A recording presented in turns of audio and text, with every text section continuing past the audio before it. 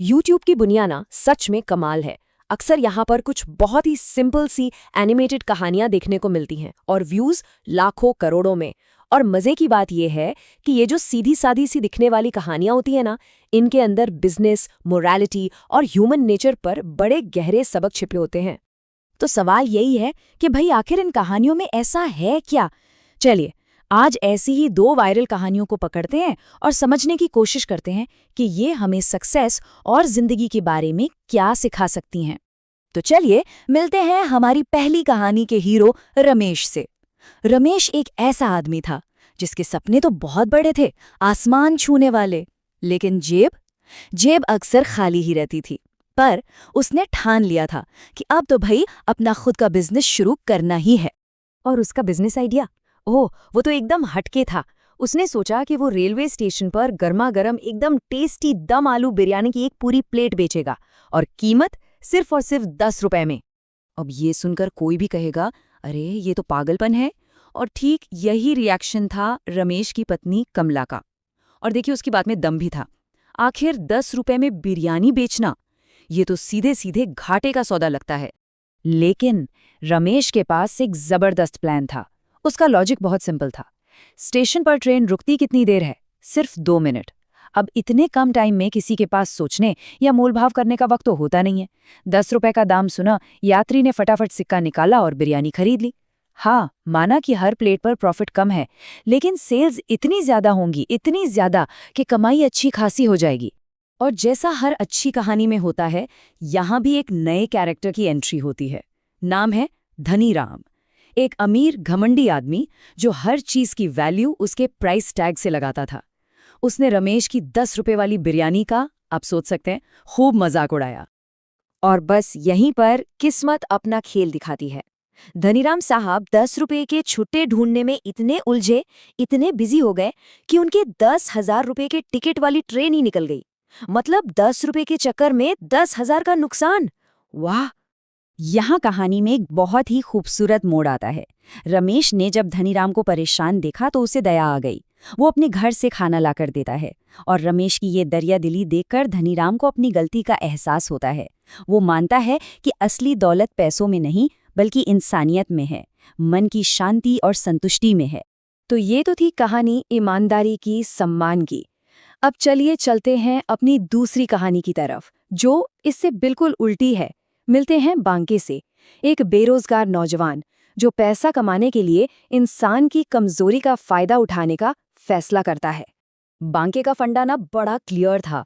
वो जानता था कि लोग डर और अंधविश्वास पर बहुत बहुत जल्दी यकीन कर लेते हैं, तो उसने सोचा क्यों ना इसी डर को अपना बिजनेस मॉडल बना लिया जाए। उसने भूत भगाने का धंधा शुरू तो कर दिया, पर एक प्रॉब्लम थी। गांव में भूत थे ही नहीं, तो भगाए किसको? कोई कस्टमर ही नहीं था। तब बांके के दिमाग की बत्ती जली। उसने सोचा, अगर मार्केट में डिमांड ही नहीं है तो चलो डिमांड क्रिएट करते हैं। तो गांव में दहशत फैलाने और अपना धंधा चमकाने के लिए उसने क्या तरकीब लगाई होगी? कोई मंत्र वंत्र पढ़ा? कोई पुरानी किताब निकाली? नहीं, एक प्रोजेक्टर। जी हाँ, एक मामूली सा प्रोजेक्टर। और यही चीज तो इस कहानी को मजेदार बनाती है। सोचिए, बांके ने लोगों के सदियों पुराने अंधविश्वास का फायदा उठाने के लिए आज की मॉडर्न टेक्नोलॉजी का इस्तेमाल किया। वाह, क्या शातिर दिमाग था! और उसका प्लान एकदम 100% कामयाब रहा।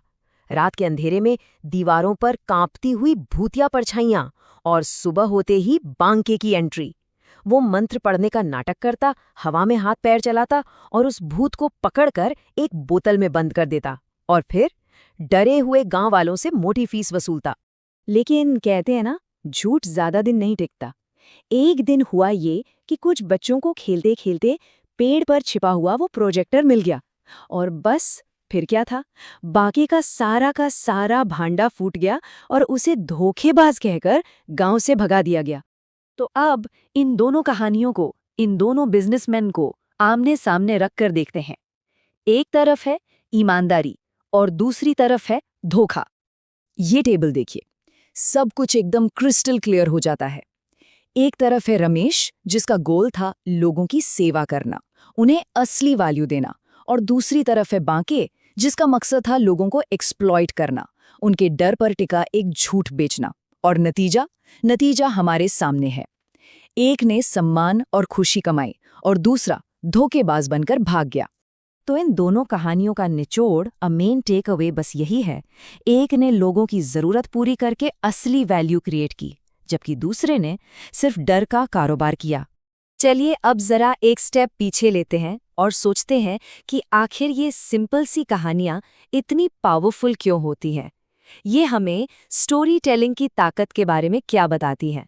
अभी हमने देखा कि कैसे कहानियों में गहरे मॉरल लेसन्स हो सकते हैं, पर सवाल ये है कि क्या किसी कहानी के पावरफुल होने के लिए हमेशा एक बड़े सबक या भारी भरकम शब्दों की जरूरत होती है? जवाब है बिल्कुल नहीं। इसका सबसे बेस्ट एग्जाम्पल है ग्रिजी एंड द लेमिंग्स जैसा कार्टून।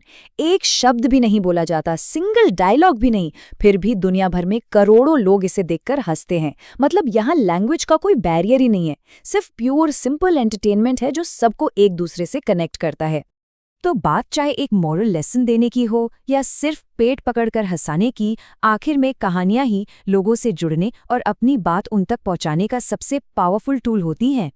तो आखिर में ये एक सवाल सोचने वाला है, ये जो कहानियां हम हर रोज अपने फ़ोन पर, अपनी स्क्रीन पर कंज्यूम कर रहे हैं, वो हमारे अंदर क्या बना रही हैं? वो हमारी विचारों को, हमारी सोच को आखिर किस दिशा में लेकर जा रही हैं?